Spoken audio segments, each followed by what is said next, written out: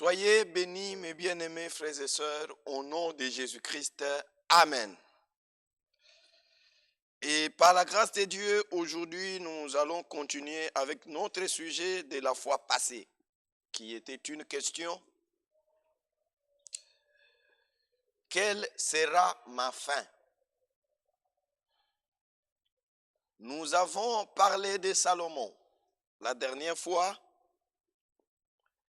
Et aujourd'hui, nous pourrons encore nous inspirer d'un autre serviteur de Dieu. C'est une question que chacun de nous doit se poser quand il écoute ce message. Et avant d'avancer un peu plus loin,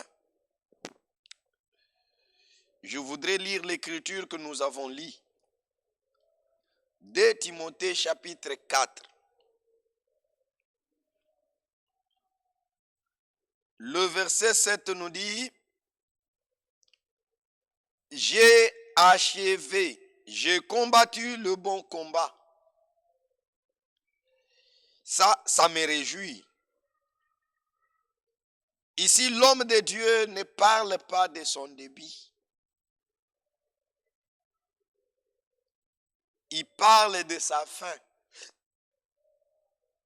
Et encore plus loin, il y a encore une écriture qui nous dit, mieux vaut la fin d'une chose que son commencement. Et ici, cet homme de Dieu rend témoignage. J'ai combattu le bon combat et j'ai achevé la course. Mon frère serviteur de Dieu, mon frère croyant, ma sœur croyante, les temps sont difficiles. Les temps deviennent difficiles de plus en plus. Et le retour du Seigneur est à l'horizon.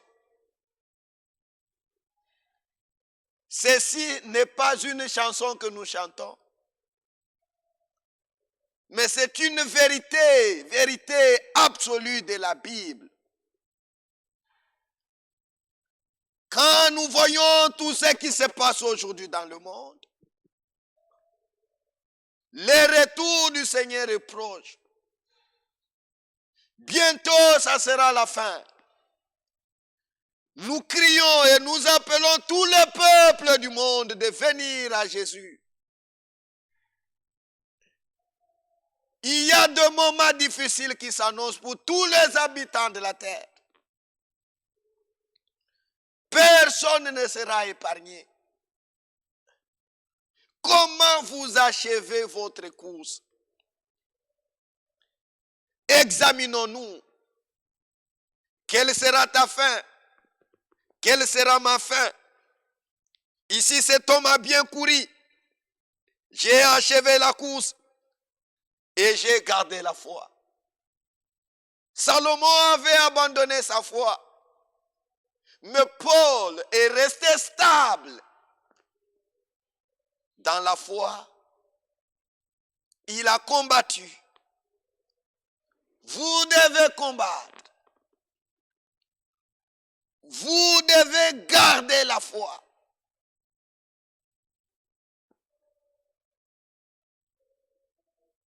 Et le Seigneur paye toujours.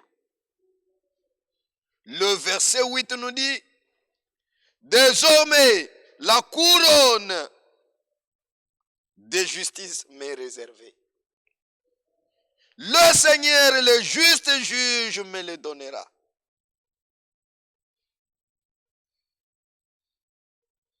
Dans ces jours-là.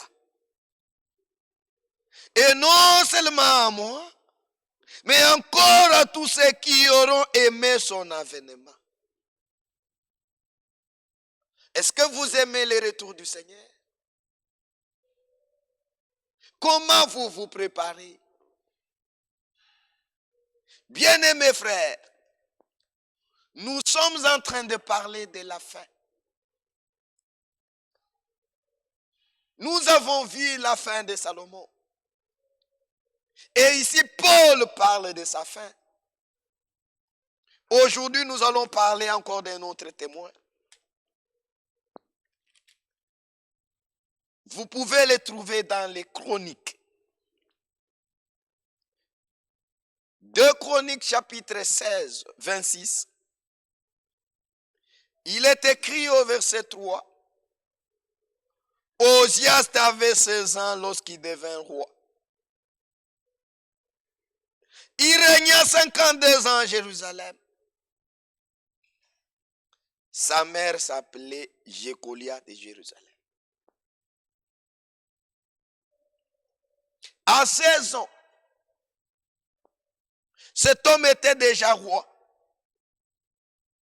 Et le verset 4 dit, il fit ce qui est droit aux yeux de l'Éternel, entièrement comme avait fait Amathia son père. Il s'appliqua à rechercher Dieu pendant la vie de Zacharie, qui avait l'intelligence de vision de Dieu.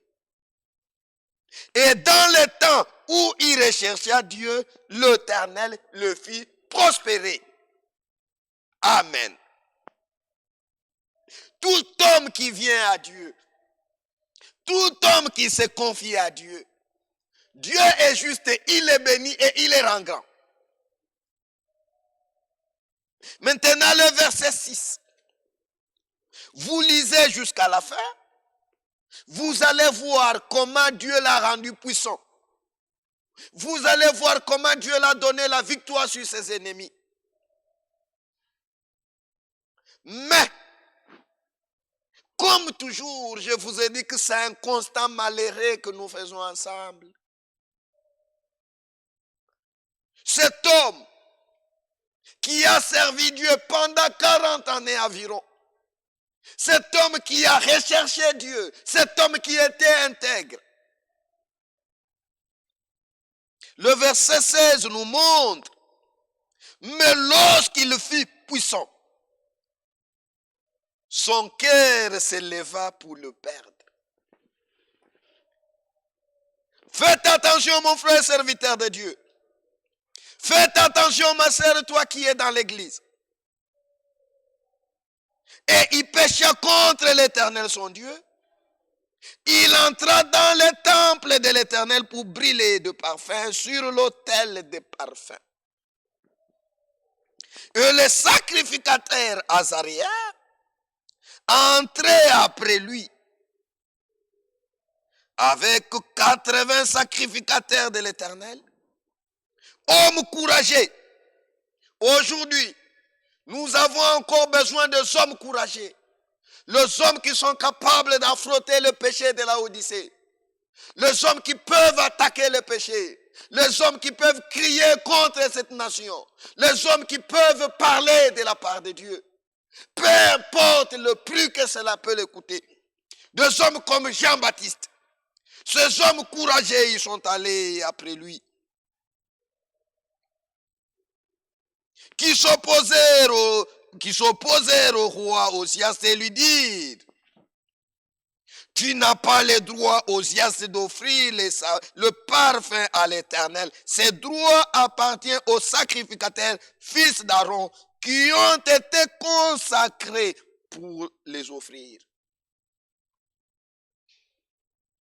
Sors du sanctuaire, car tu commets un péché. Cela ne tournera pas ton honneur devant l'Éternel Dieu. Oui, frère, il y a les gens qui pensent qu'ils peuvent tout faire parce qu'ils ont de l'argent. Il y a les gens qui pensent qu'ils peuvent tout avoir. Et c'est là même dans la maison de Dieu. La maison de Dieu, qui est la colonne et l'appui de la vérité. La maison de Dieu n'est pas ma maison. La maison de Dieu n'est pas ta maison. Nous avons tous des limites. Malgré la prospérité, malgré la bénédiction qu'il avait reçue de Dieu, il avait des limites. Même si c'est toi qui construis ton église, Tu n'as pas le droit de coucher les filles en désordre dans l'église. Tu n'as pas le droit de ravir aux gens le bien qui leur appartient. C'est ce que fit cet homme. Il a laissé sa place.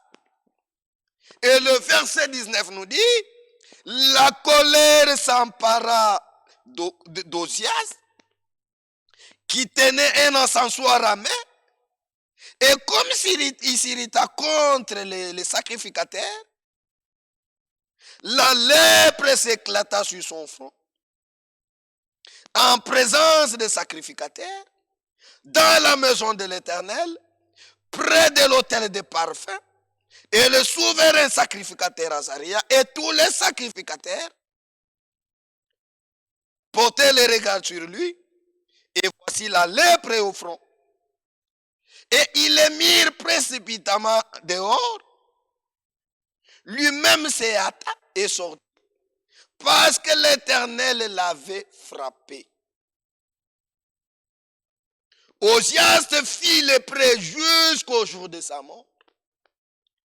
Et il demeura dans une maison écartée comme lépreux, car il fut exclu de la maison de l'Éternel. Jotam, son fils, était à la tête de la maison du roi et jugeait le peuple du pays. La même main qu'il avait élevée, la même main de Dieu qu'il avait rendu puissant, quand son cœur s'éleva et il se tourna contre Dieu, c'est la même Dieu, la même main de Dieu qui l'avait frappé. On ne s'habitue pas avec Dieu. Le Dieu que nous servons, le Dieu que vous servez, c'est un Dieu inhabituel. Il n'a jamais été un grand-père. Il est père, il corrige, il châtie, il frappe. Oui, frère. C'est pourquoi nous allons lire Galates. Nous lisons Galates.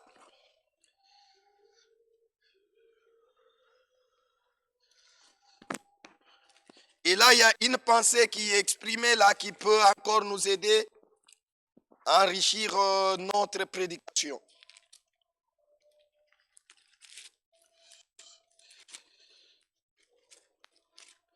Nous devons faire très attention avec les choses de Dieu.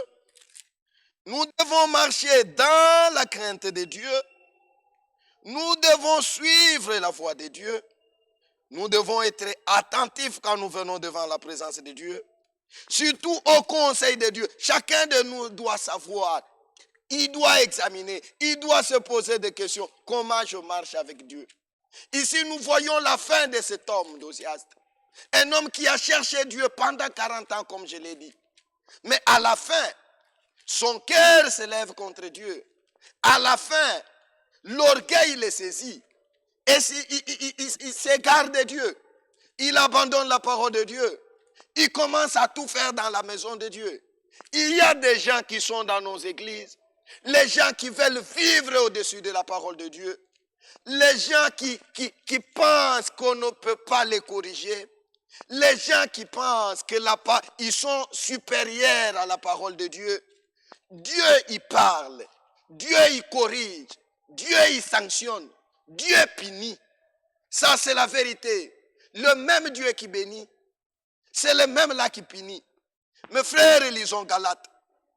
Galates chapitre 5.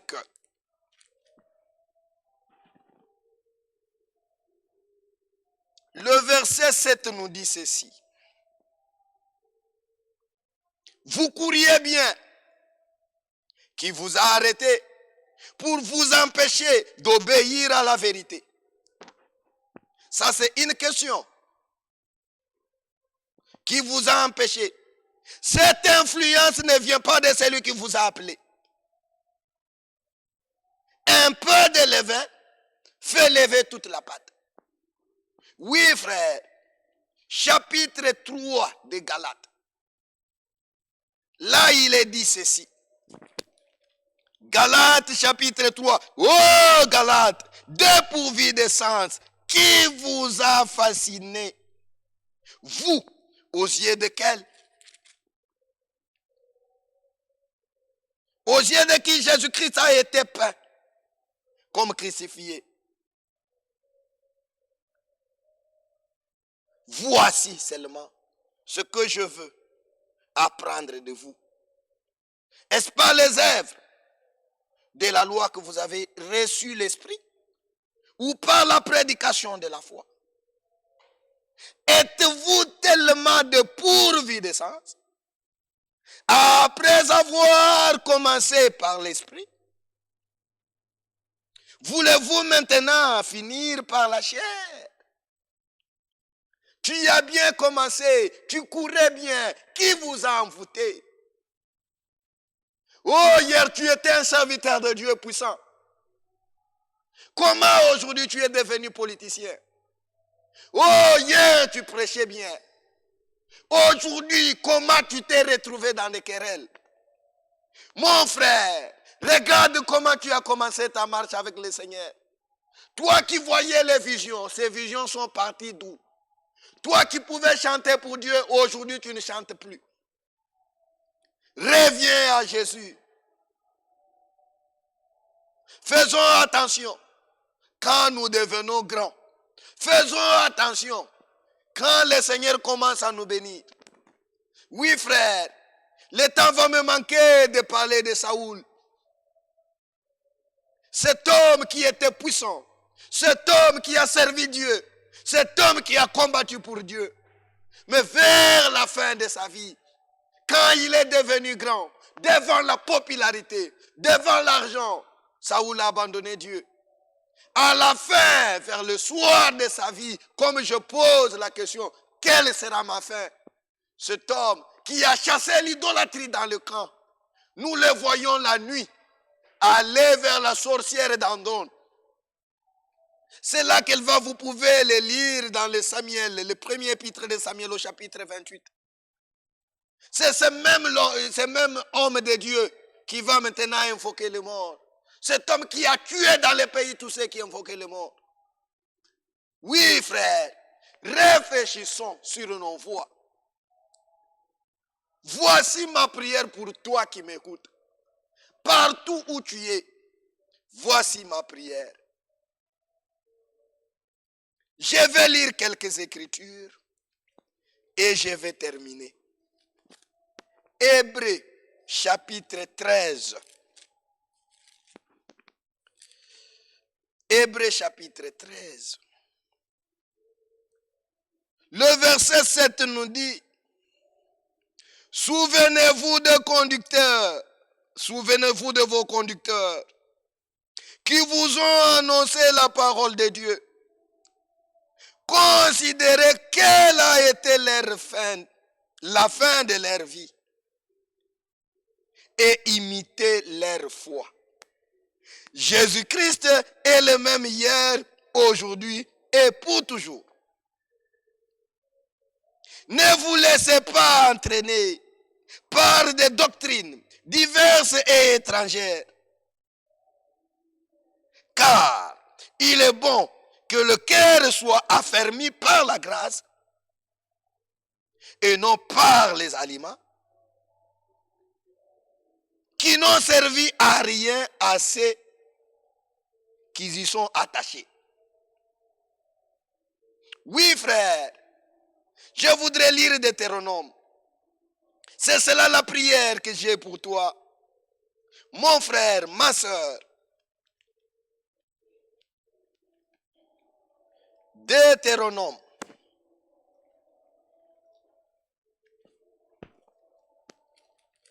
Je suis en train de chuter. Deutéronome chapitre 33.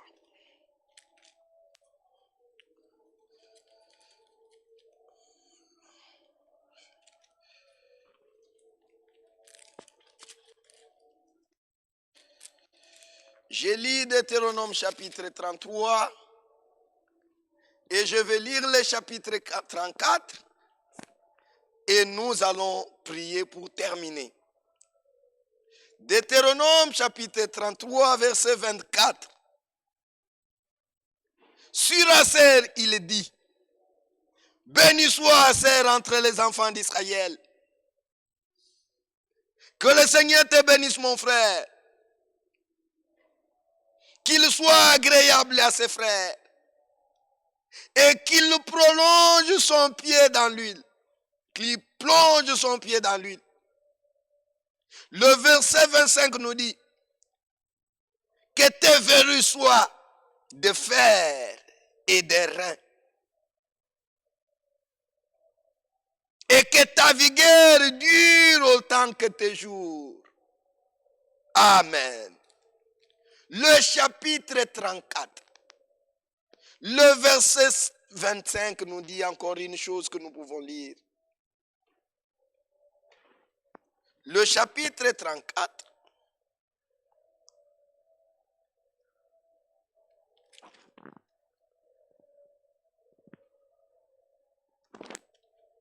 toujours dans Deutéronome,